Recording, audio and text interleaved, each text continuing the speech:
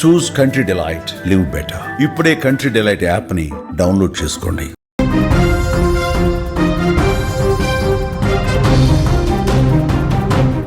బెంగళూరులో ఉగ్రదాడుల ముప్పు తప్పినట్లుగా breaking news లో చూస్తున్నాం.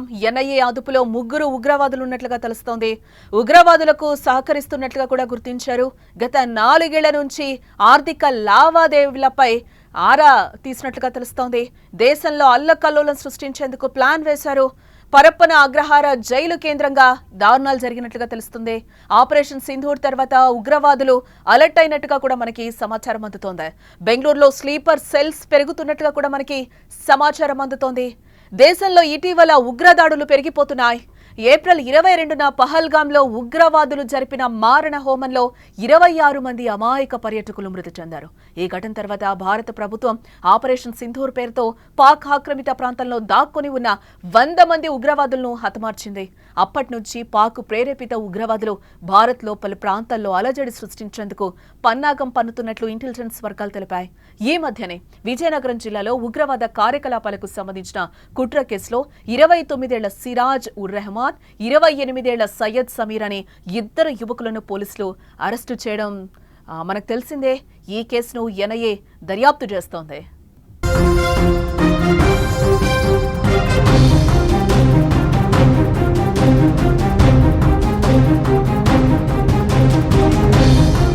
పాక్ ప్రేరేపిత ఉగ్రవాదులు భారత్లో అలజడి సృష్టించేందుకు కుట్ర పన్నుతున్నట్లు ఇంటెలిజెన్స్ వర్గాలు తెలుపుతున్నాయి. కరుడగట్టిన ఉగ్రవాదులు కళ్ల ముందే తిరుగుతూ మనతో మాట్లాడుతూ మట్టుబెడుతున్నారు. తాజాగా బెంగళూరులో మరో భారీ ఉగ్ర కుట్రను భగ్నం చేశారు పోలీసులు.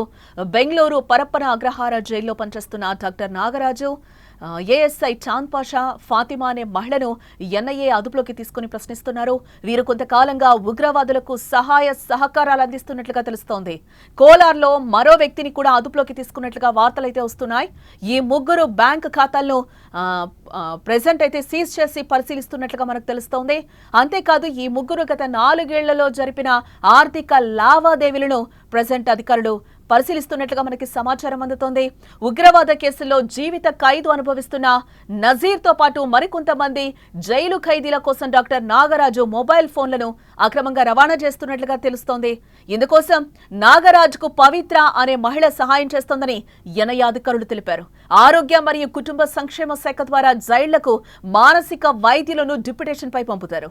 మానసిక ఆరోగ్య సమస్యలు ఉన్న ఖైదీలను పర్యవేక్షించడానికి, వారి సంరక్షణ కోసం బెంగళూరు సెంట్రల్ జైల్లో డాక్టర్ నాగరాజు నియమించారు. ఇప్పటికే నాగరాజు పవిత్ర ఇంటితో పాటు పరారీలో ఉన్న జునైద్ అహ్మద్ తల్లి ఫాతిమా ఇంట్లో కూడా ఎన్ఐఏ సోదాలు నిర్వహిస్తోంది.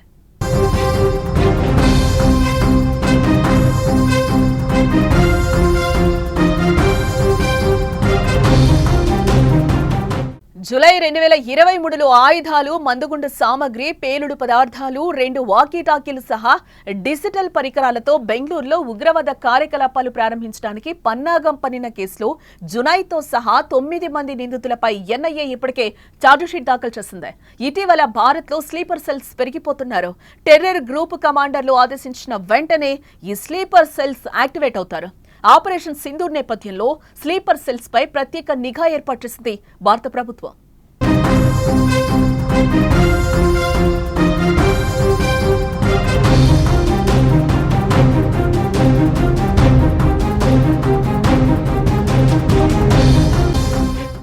దేశంలో ఇటీవల ఉగ్రదాడులు పెరిగిపోతున్నాయి.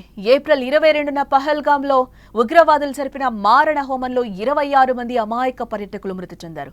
ఈ ఘటన తర్వాత భారత ప్రభుత్వం ఆపరేషన్ సింధూర్ పేరుతో పాక్ ఆక్రమిత ప్రాంతంలో దాక్కుని ఉన్న 100 మంది ఉగ్రవాదులను హతమార్చిన విషయం మనకు తెలిసిందే.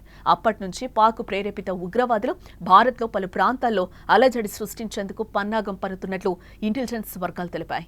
ఈ మధ్యనే విజయనగరం జిల్లాలో ఉగ్రవాద కార్యకలాపాలకు సంబంధించిన కుట్ర కేసులో 29 ఏళ్ల సిరాజ్ ఉర్ రెహమాన్, 28 ఏళ్ల సయ్యద్ సమీర్ అనే 2 యువకులను పోలీసులు అరెస్టు చేసిన విషయం కూడా మనకు తెలిసిందే. ఈ కేసును ఎన్ఐఏ దర్యాప్తు చేస్తున్న విషయం కూడా మనకి తెలుసు. పాక్ ప్రేరేపిత ఉగ్రవాదులు భారత్లో అలజడి సృష్టించేందుకు కుట్ర పన్నుతున్నట్లుగా ఇంటెలిజెన్స్ వర్గాలు కూడా అంటున్నాయి.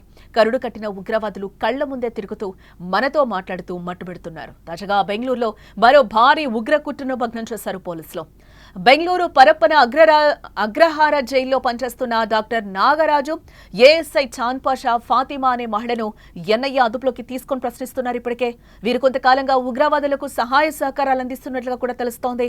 కోలార్లో మరో వ్యక్తిని కూడా అదుపులోకి తీసుకున్నట్లుగా వార్తలు వస్తున్నాయి. ఈ ముగ్గురి బ్యాంక్ ఖాతాలను కూడా అధికారులు సీజ్ చేసి పరిశీలిస్తున్నట్లుగా మనకి సమాచారం అయితే అందుతోంది బ్రేకింగ్ లో. అంతేకాదు ఈ ముగ్గురు గత 4 ఏళ్లలో జరిపిన ఆర్థిక లావాదేవీలను కూడా పరిశీలిస్తున్నట్లుగా మనకి తెలుస్తోంది. ఉగ్రవాద కేసుల్లో జీవిత ఖైదును అనుభవిస్తున్న నజీర్తో పాటు మరికొంతమంది జైలు ఖైదీల కోసం డాక్టర్ నాగరాజు మొబైల్ ఫోన్లను అక్రమంగా రవాణా చేస్తున్నాడు అనే విషయాన్ని అయితే బయటపెట్టారు. ఇందుకోసం నాగరాజుకు పవిత్ర అనే మహిళ సహాయం చేస్తోందని కూడా ఎన్ఐఏ అధికారుల దర్యాప్తులో తేలింది.